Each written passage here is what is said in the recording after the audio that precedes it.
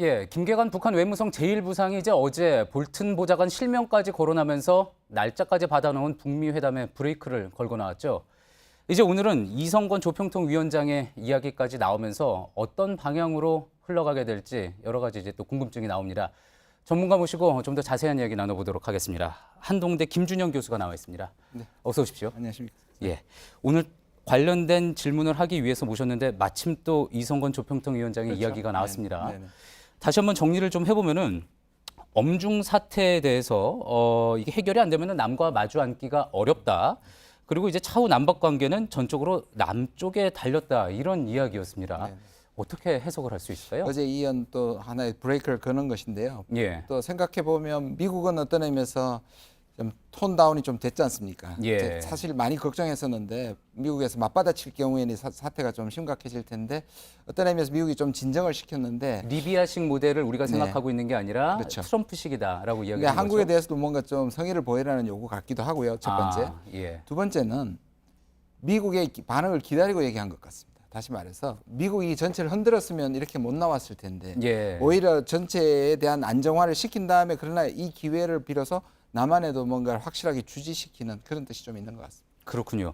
자, 이제 김계관 북한 외무성 제1부상은 어제 볼턴 보좌관을 콕 집어서 이야기를 했습니다. 네. 그리고 이제 또 오늘 이성건 조평통 위원장은 남측을 콕 집어서 이야기를 했고요. 결국 가장 중요하고 결정을 내릴 사람은 트럼프 미국 대통령일 텐데 네. 트럼프 대통령을 직접 언급하지 않았다는 점, 그 네. 점도 의미를 둬서 좀 해석을 해볼 수 있을까요? 네, 맞습니다. 먼저 그 이전에 김계관 외무성의 제1부상인데요. 그 아주 낮지도 않고 아주 높지도 예를 들어서 김정은의 담화라든지 아니면 노동당의 담화가 아닌 상황이니까 적절한 수위 조절을 했고 예. 그다음에 볼턴을 꼭 찍어서 얘기를 했고 예. 말씀하신 것처럼 그러나 전체 트럼프와는 이 전체는 흔들지 않겠다는 것을 확실히 보여주되 예. 지금까지 북한이 선의로 이렇게 여러 가지 선제 조치를 한 것을 오히려 그 기화로 더 밀어붙이려는 미국에 대한 쐐기를 박는 측면이 더 있다고 생각합니다. 예, 말씀하신 대로 어제는 이제 김계관 외무성 제1부상의 개인 담화였고 네, 네. 오늘은 또 조선중앙통신과의 문답 형식이었고 예, 예. 그 부분도 좀 생각해 볼 우리 수가 있겠죠. 입장에는 사실 김계관보다는 사실 수위는 좀 낮은 거죠. 사실 중앙통신에 예. 대한 문답이니까. 예, 네네. 알겠습니다. 자, 그러면은 다시 이제 어제 미국 쪽으로 한번 이야기를 가보겠습니다. 네. 관련돼서 재미있는 뭐 미국에서 이제 흥미있는 좀 기사들이 나왔습니다. 네네. 예를 들어 정치 전문 매체인 폴리티코에서는 트럼프 대통령의 노벨상 수상의 최대 장애물이 볼턴 보좌관이 됐다. 네. 뭐 이런 이야기를 했습니다. 네. 이거를 어떤 의미에서 쓴 건지 해석도 좀 분분한데 네네. 좀 어떻게 볼 수 있을까요? 미국 내 여론을 어떤 트럼프의 어떤 행동 방식에 대한 비판, 어떤 네. 뭐 좀 비관적으로 본 걸까요? 아니면 볼턴에 대해서 발목을 잡지 마라라는 어떤 그런 여론으로 읽을 수가 있을까요? 다 조금씩 포함된 것 같은데요. 특히 예. 톤을 보면 약간 놀리는 듯한 약간 그 보여요. 그러니까 예. 노벨상 받고 싶니? 그러면 볼턴 어떻게 좀 해? 라든지 아니면 정말 그 부분에 대해서 지금 두 사람 사이에 이견이 있는 건가? 예. 아니면 트럼프가 오히려 뭔가 공조가 일어나서 사실 뭔가 이 두 사람 사이 어떤 내부 그것이 있어서 역할 분담을 한 것인지 하는 문제를 좀 묻는 것 같기도 해요. 예. 네.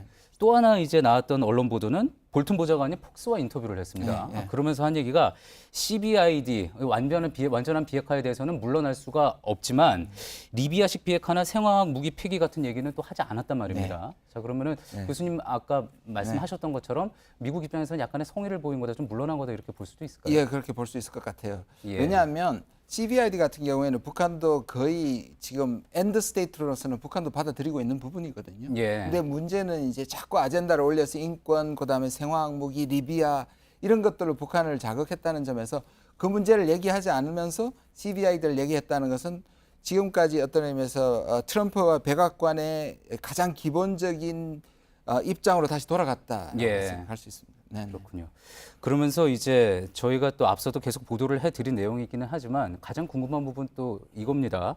그러니까 백악관에서 정해진 틀이 없다라고 하면서 리비아식 모델이 아니라 트럼프식 모델이라는 이야기를 했는데 우리는 이제 트럼프식 모델을 할 거다. 네. 근데 트럼프식 모델이 뭔지 아무도 모르지 않습니까? 그 트럼프식 앞에 왜 트럼프식이라고 얘기했냐 앞에 형용사가 뭐였습니까? 그거는 아직 정해진 게 없다.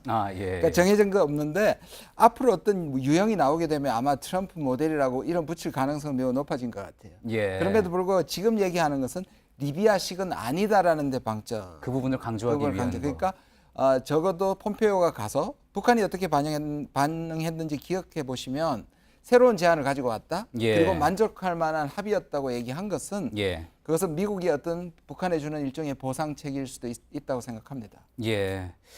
자, 어제 이제 김계관 제1부상의 이야기로 북한이 원하는 게 선폐기, 먼저 폐기하고 후에 보상을 받는다. 뭐 이 부분이 아니라는 점도 강조가 됐습니다. 네, 네, 네. 자, 그러면 이제 체제 보장을 명확히 하라 뭐 이런 거였는데 그동안 이제 폼페이오 국무장관이 두 차례나 북한을 방문을 하면서 이 문제에 있어서 이 부분에 있어서는 확실히 매듭을 짓고 온 것 아니냐 뭐 이런 전망이 나왔었는데 그렇지 않을 수도 있겠구나라는 생각이 또 들기도 합니다. 저는 뭐 거기까지는 생각 안 하는데요. 예. 폼페이오가 가져가서 사실상 성공을 얘기하고 그다음에 장소와 일자를 다 정했다는 거는 그거는 그냥 단순한 미국 내부에서는 지금 가장 걱정하는 게 뭐냐면 트럼프가 섣불리 ICBM이나 또는 핵실험 또는 풍계리 정도로 성공이라고 부르고 거기서 멈추는 그걸 예. 승리라고 부르는 것에 대해서 상당히 우려를 하고 있기 때문에 근데 그거는 지금 현재 트럼프의 구상 중에 받아들일 수가 지지 않는 것 같고요. 예. 적어도 핵사찰 문제 부분은 이미 폼페오가 가서 합의를 한 걸로 저는 이제 많은 분석들을 보면 그렇게 확신할 수 있는데요. 예. 문제는 여기서 그러면 일부 핵 폐기까지 갈 수 있었던 부분인데 예. 이걸 볼턴이 너무 나가버렸지 않습니까? 예. 그걸 거의 지금 김계관 담화에도 나와 있듯이 이거는 거의 패전국, 항복했는 국가에 대한 무장 해제에 가까운 것이라고 보는 측면이 있거든요. 왜냐하면 그걸 미국 가져와서 그걸 완전히 폐기시키겠다. 예. 그러고 나서 나중에 리비아처럼 보상하겠다고 얘기를 했으니까 예. 이거는 북한한테 상당한 북한은 이 체면을 중시하고 자존심이 있는 정권인데 예. 그리고 지금 핵무력을 완성하다가 지금 자발적으로 포기해야 되는데 마치 미국에게 밀려서 포기하게 되면 대내 입지도 약해지거든요. 예. 근데 이런 부분을 건드린 데 대해서 반발하는 것 같습니다. 그렇다면은 어쨌든 북한이 지금 반발을 가장 강하게 한 것은 볼턴 보좌관에 대해서 한 거 아닙니까? 자, 그러면 그동안 이제 북미 정상회담을 어레인지를 하고 북미 정상회담을 이제 뭐 준비를 했던 라인은 소위 이제 정보 라인. 그러니까 이제 김영철 통전부장 라인과 또 그리고 폼페이오 CIA 그쪽 아닙니까? 그럼 이제는 볼턴은 좀 가만히 있고 이제 다시 pompeo를 좀 전면에 내세워서 앞으로 정상회담을 준비할 것이다. 이렇게 해석을 해볼 수가 있을까요? 지금 이제 미국의 대부분의 분석이 그 얘기를 합니다. 그래서 예. 근데 우리가 조금 앞으로 남은 시기에 봐야 될 것이 볼튼이 그 얘기를 다시 뭔가 다른 기조의 얘기를 할 것인지 오늘은 이제 톤 다운을 했지만 또 그런 예. 문제를 얘기할 것인지 아니면 폼페이오와 지금 말씀하신 볼튼이 어떤 선우에서 사실 누가 전면에 나서는지를 잘 봐야 될 것 같습니다. 예. 네. 자, 그러면서 결국 뭐 최종 결정권자는 트럼프 대통령일 네네. 텐데요. 어떻게 이제 앞으로 풀어갈지는. 그런데 요즘 이제 미국 언론에서 나오는 것을 보면은 간혹 좀 헛갈릴 때도 있습니다. 예를 들어서 CNN이나 뭐 뉴욕 타임즈나 보면은 굉장히 북미 정상회담에 대해서 다소 좀 비관적으로 보는 시각이 있기도 하고요. 최근에 나오는 보도들도 그렇고 이게 트럼프 개인에 대한 어떤 그 매체들의 뭐 호불호 때문에 그런 건지 실제로 미국 여론이 정상회담에 대해서 다소 좀 비관적으로 보는 게 있는 거는 아닌지 그 부분에 대해서는 좀 어떻게 생각하십니까? 제가 뭐 며칠 전에도 만났는데요. 계속 만나고 있는 대부분의 미국의 전문가들이나 여론 리더들은 한 8, 90%는 반대하는 것 같아요. 아, 그렇습니까? 강경파나 온건파 상관없이요. 예. 왜냐하면 강경파는 강경파대로 지금 계속 북한을 밀어붙여야 된다고 얘기를 하고 있고 예. 배화파는 뭐냐면 트럼프를 못 믿어요. 예. 그러니까 트럼프가 못 믿기 때문에 북한한테 속을 것이라는 생각을 하고 있고 예. 그러니까 어제 그 김계관 담화가 오니까 미국이 대부분이 뭐냐 봐라 이게 예. 바로 북한의 진짜 모습이고 나올 게 나왔다고 얘기하는 거거든요. 예. 또 하나는 자기들이 25년 동안 실패했는데 설마 트럼프가 성공할 것인가 또는 트럼프는 성공 안 해야 된다는 생각까지 있는 것 같아요. 예. 알겠습니다.